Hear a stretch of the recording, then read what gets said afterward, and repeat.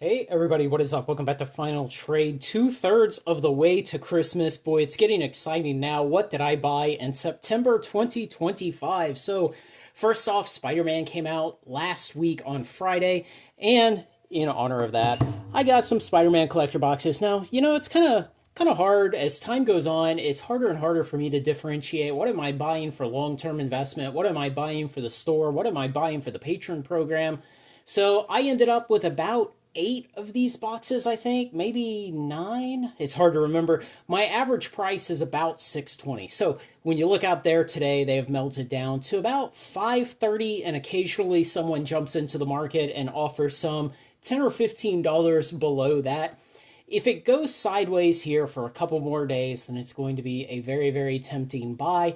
If it breaks downwards, I would wait for it to finish breaking downwards for it to go sideways. Either way, look for going sideways for several days to be the buy point. That's certainly what I'm looking for to potentially get some more of these. Now, I'm trying to get into a store here in the next couple of months, and so I'm just not spending as much cash as I normally would. But at 5:30, I like these boxes. It's just I'm not sure if they're going to break and take another leg downwards, or if they're going to consolidate here and go sideways for several weeks and then slowly start marching up. In the past, we have seen all of those types of combinations into every possible degree with different Magic collector boxes. So it's impossible to say which way it will go now, but look for those signals to potentially inform you to buy more in the coming weeks. That's what I am watching. And of course, patrons, you will know when I buy more, I will post it up on Patreon. But 5:30, I think, is fine. In a year, 2 years, 3 years from now, when these boxes are $1,000, $1,500, $2,000 potentially, you will not care if you bought them at 5:30 or 5:15 or 600 or 700 or 450. You just will not care. So, second up, what I bought in September 2025, more of what I've been putting back all year long, Japanese Pokemon. And now I bought several of each of these. I'm just going to show potentially one of each just to get a sampling to show here on video. I still believe Japanese Pokemon is one of the most underfollowed, underrecognized sources of value in the market right now. It is basically the only Pokemon out there that is still even remotely reasonably priced. Virtually no one is talking about it. Virtually no one is putting it back in the closet. And I think that eventually the market will catch up with it. More and more American Pokemon collectors will decide that they want some Japanese Pokemon cards, and the amount of boxes being put back in the closets will not be nearly sufficient for what the demand that will develop in the future will be. And like I always remind people, there are a small minority of American Pokemon collectors who feel like the Japanese Pokemon is the real Pokemon, and to an extent they are correct. There are really good arguments for that. But some of them simply want to get the accompanying Japanese card that goes with their favorite character, that goes with a card they particularly love for the artwork or something else, and they'll look for that Japanese card. I think that's going to increase more and more in the future, as well as more and more American buyers deciding that they want to collect Japanese sets in addition to the American sets. And when you look back at these older boxes, some of these go back to early 23, I believe.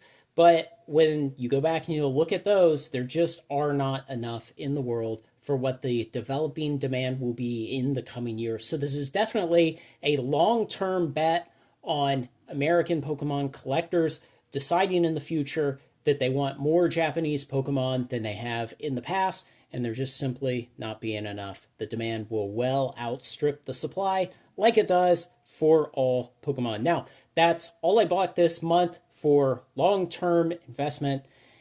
We had Spider-Man come out for Magic, we had Mega Evolutions for Pokemon, and we had Flesh and Blood Super Slam come out. A very, very packed month in these last couple of weeks with those three releases all hitting on the same day. The market is going to struggle to process that. It's going to struggle for people to have enough money to put into all those products, whether they be players or collectors or investors.